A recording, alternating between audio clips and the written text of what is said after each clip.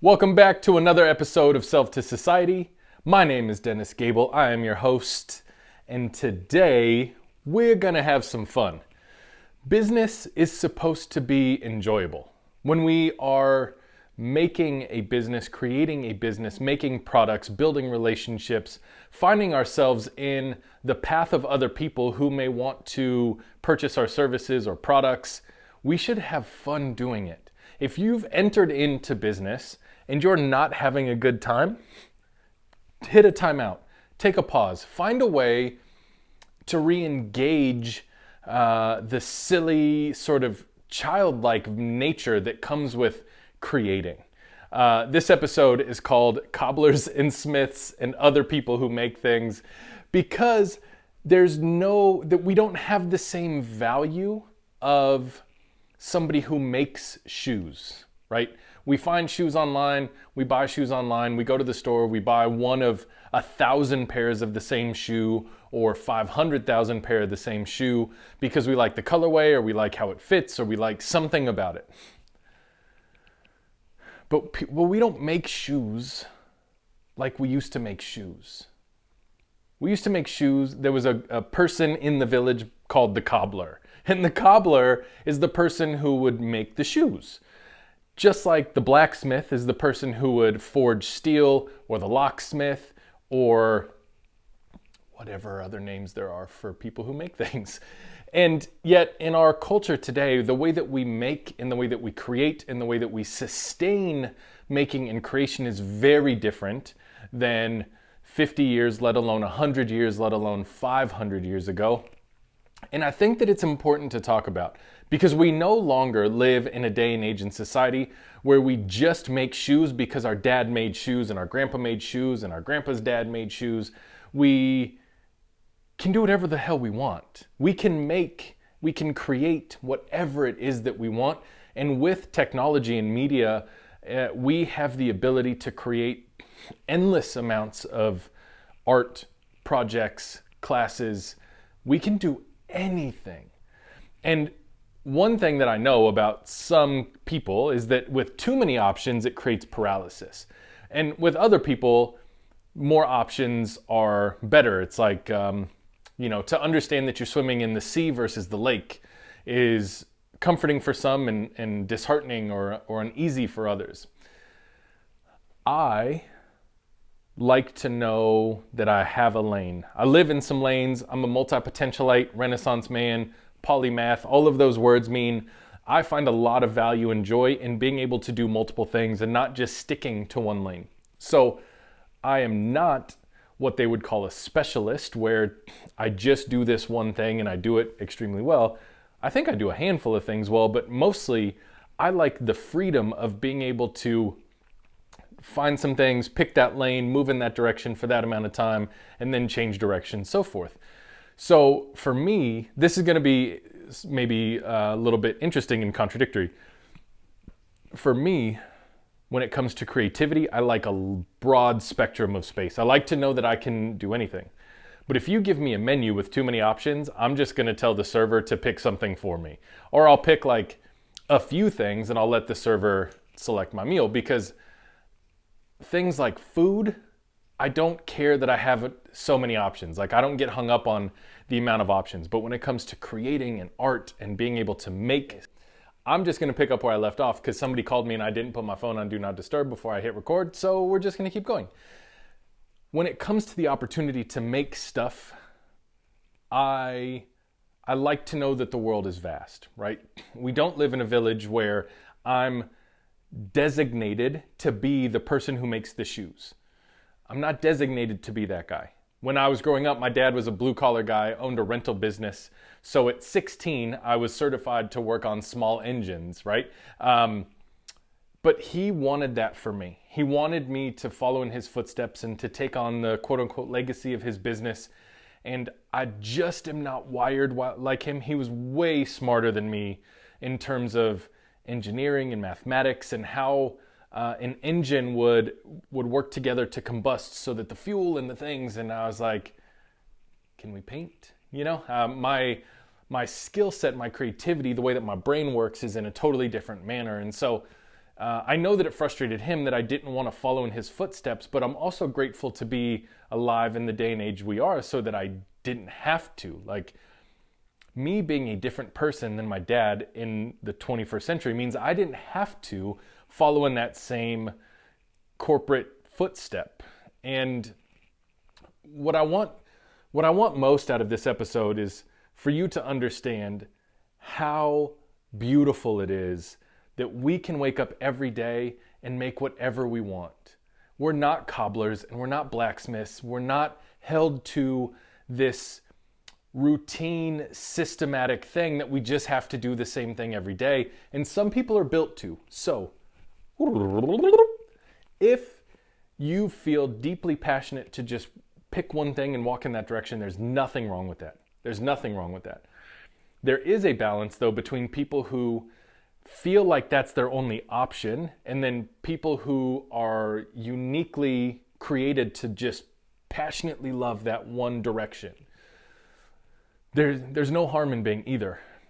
But we are free to create whatever we want, whenever we want, however we want. And most of us have the materials and the resources at our fingertips to, at the very least, create messaging. We can create messaging at the drop of a hat. I'm literally in my living room with a ring light, lapel microphone, and my iPhone, and a tripod. I've got those few things, and I'm able to create content that will live literally on the internet forever. You want to talk about something that is really beautiful, is I get to make something that lives forever. Every time I create a piece of digital content, it will exist for as long as the internet is alive. That is bananas. It also is a really important responsibility to understand that when we're creating content, it will follow us everywhere. It will follow us everywhere. For younger people who are in high school, maybe college, if you're in college and happen to hear this episode, stop posting pictures of you partying like a jackass. Be mindful that as you get into your professional life, and not that you can't archive them or delete them, but as we get into adulthood, we are judged for jobs, for opportunities, as peers and as friends, for how we present ourselves online. This is why authenticity is such a big part of my message when it comes to being a maker and a creator and having a brand or being an entrepreneur is, in many ways, we get one shot to let somebody know who we are. And let me say this, if you've met somebody in person who you first started to follow online and they were so different than how they show up. Like, I've met people who are like super extroverted and on social, on Instagram or whatever, they're like, nah, yeah, sure, pa. And then in real life, it's like, hey, I'm Dennis. Hi. And they're different. I think that sucks. I think when we choose to show up so differently on a media platform than we do in real life, it's challenging and disheartening in a lot of ways. Unless you're an actor, or unless you're a comedian, or unless you're creating skits where you're supposed to be different characters. That's the caveat to that thing. But otherwise, just be what you are. Be what you are and make content, create eternal, forever information that is meaningful to you. One of the things that I like to say is that content is executed inspiration. So there is a difference between a maker, a content creator, and then a creative person who makes content. Because a content creator, and I saw this online, these are not unique words. I'm taking them from somebody else, and I don't remember who I'm taking them from. But if I remember, I'll give it credit in the information on the podcast. I watched a video on Instagram, and this guy was like, if you were a content creator, you're going to be slave to the algorithm, meaning you're just making things to play into the system that the system is telling you to make things for. So you use certain audios and you use certain video styles and you post it certain times a day because that's what the algorithm tells you to do. If you're a creative creator, a creative maker, or I like just the word creator in general, and you're not, or an artist, if you're an artist versus a content creator, you're going to care about it feeling good. Does it feel good? Does it evoke an emotion in me or in my audience? Is it timely? Is it authentic and real and transparent to this moment? That's one of the major differences in how we can make things, right? So my approach is to have as much fun as possible, to show up transparently and authentically every time that I show up, and to do so in a way where when you see me in this platform or hear me on a podcast or however it is that you may be introduced to me, and then if we had the opportunity to meet in person, the experience would feel very similar. That's very important to me personally. So, in the idea of whatever it is that you're doing for work, as a hobby, just for fun, let me encourage you to set yourself free from the pressure of having to make or create in a way that anybody else would want you to. Not the algorithm, not Gary Vee, not Joe Rogan, not Simon Sinek, not any people who are makers.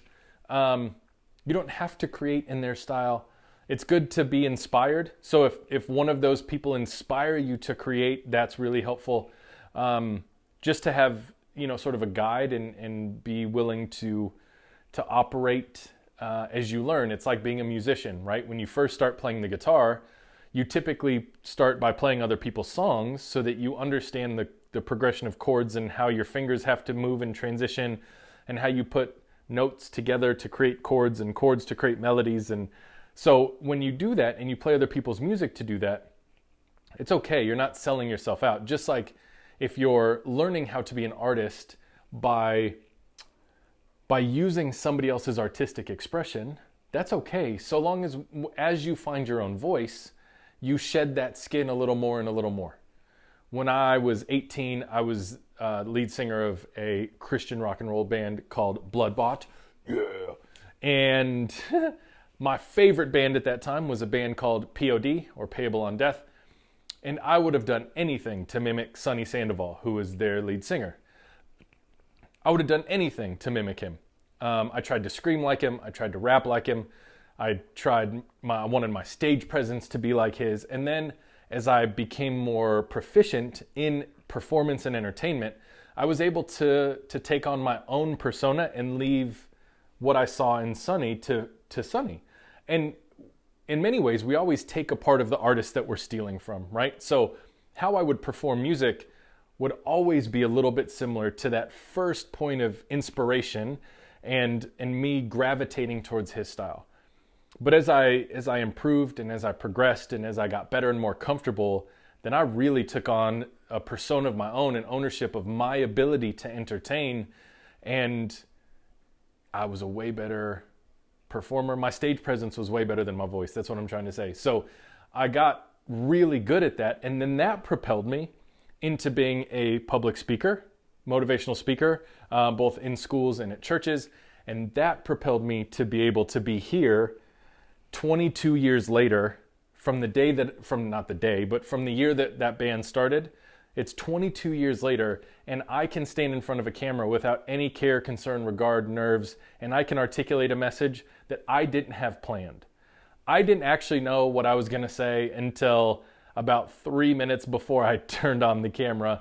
And the Cobbler and Smith and other makers title is part of a joke. It's part of an inside joke that was my inspiration, because I'm willing as a maker to be driven by something fun, funny, encouraging, enlightening, and heartening. That's not a word. We'll go with encouraging and enlightening. And I'm okay being driven by that. I think that it's fun. This episode sounds way different than the last episode, and the last episode sounded different than the one before that. And for me, the consistency is in my voice, my tone, my excitement, my enthusiasm, how I articulate different words, and that's where the consistency is. The passion that flows out of me when I say certain things is something that I can't stop. I can't control that passion, but if I don't feel that passion, if I'm not inspired to create, then I can't execute, and then there's no content. So for me, inspiration is deeply rooted. I'm not a huge fan or proponent of like, who needs inspiration? I think more than that, I crave inspiration so much that I have found multiple ways to be inspired. When I was younger, it took certain triggers for me to be inspired. It was far fewer and far between the opportunities of me to be inspired. And today, I can find inspiration nearly anywhere, which I love very much, because as a maker, I get to ebb and flow and flex in different ways and scenarios, which is much different than having to think about being a blacksmith or a cobbler, where you just had to make like the same shape of shoe in different sizes for different people in your village or in your community. I don't want to function that way. I don't know that never is fair. I have very rarely in my adult life, outside of being a musician, because being a musician, I did create music that I hoped people would like. But it's very rare and few and far between now in my adult life, specifically probably the last 10 years, that I would create content for other people. Most of what I create is because it's inside of me and it needs to come out. It's like bubbling up, and if I don't, it's like somebody drops a Mentos in a Coke and then puts the lid on faster than it can explode everywhere. That's what it feels like when I get hit with inspiration, or when I have an idea, or when I experience something in my own life that I'm working through that I believe other people are probably working through. And it would just be helpful for me to get those things out of my soul into the world, so that if other people are wrestling with them or talking to themselves about those things, that we can do that together. That's what it feels like inside of my brain, inside of my heart, my soul, when I am inspired, when I do believe in the message, when there is something that I'm wrestling with that I want to wrestle with publicly, because I do that a lot. And I nod to that every once in a while, but I don't know a percentage, but there's a lot of times that the things I'm sharing are the things I'm wrestling with. They're not the things that I've like come to a conclusion on. It's, what am I doing? How do I do this better? Or how do I work through this particular thing? And so that is a lot of my journey. My encouragement to you, as somebody listening to this, whether you're an entrepreneur, an employee, whether you're a mom or a husband, whether you're a brother, whether you love to dance, or whether you love to sing, or whether you love to make glass things. What the hell am I thinking? Ceramics. You like to make cups, and man, I failed on that one big time. Whoever you are, if you've gotten this far in this episode, allow my final encouragement to be this. You are free to make whatever you want. You are free to allow the things that feel the most natural and the most true inside of you to be the things that bubble up and boil over, so that other people can experience them. And if you have a hard time with that, let me tell you this. Your uniqueness is part of your value. It may be the greatest part of your value, is that you are nobody else. You are just you. And so the more that we compare ourselves to other people, I don't follow many makers. I don't follow very many people who have similar messages to me. I follow Simon Sinek. I follow Gary Vee. I follow Jordan Peterson. I follow a couple other guys and girls, Mel Robbins. I follow a few people that live in sort of a vein of some of the things I talk about. But I don't follow very many people, because I actually don't care about how their voice is. I don't want to sit and compare, man, do I sound like that? Do I come off like that? Is my energy like theirs? I just want to show up as myself. And so I want to give you permission to do the same thing. You're not a cobbler. You're not a blacksmith. You don't have to be tied to just one particular movement or action every single day. And so I would love to give you permission to set yourself free if you feel stuck, to heal the parts of your childhood that told you you shouldn't or couldn't explore and express yourself in those ways. And ultimately, I'm begging you to take this permission and allow one foot to step in front of the other and do anything that you can today to live in your truest uniqueness. The truest form of your uniqueness is the thing that all of us want. We don't need carbon copies of everybody else. I would encourage you that if there are people that you watch too heavily and you compare yourself with too much, that you would unfollow them. If you're in an industry, don't follow very many people in your industry, unless they're your friends. But some maybe, but not a lot, because you're going to compare yourself, and that's probably not healthy. Find ways to protect yourself against thinking other people are better than you, and other people have things that you don't have, and other people are set apart and set up in ways that you're not. And just start moving in the energy that you want to move in the activation of the things that burn inside of you, because they make you feel good, and they make you happy, and they make you laugh, and they make you really enjoy the thing that you're doing. I deeply enjoy this. If you're watching on video, which is probably on YouTube, you can see how much I enjoy doing this. And if you're listening on Spotify or iTunes, you probably can also hear how much I enjoy doing this. It is a labor of love for me to do these episodes, to have this podcast, to have a place where I can feel inspired and I can just hit record and I can go, and then it'll live here forever. You have permission. You don't need my permission, but you have permission to set yourself free and to operate in a way that you feel best represents your true, authentic human experience today. And that can change tomorrow. Until the next time, I'm out of here, my friends. Unless you're really bored, don't go make a pair of shoes. See you soon.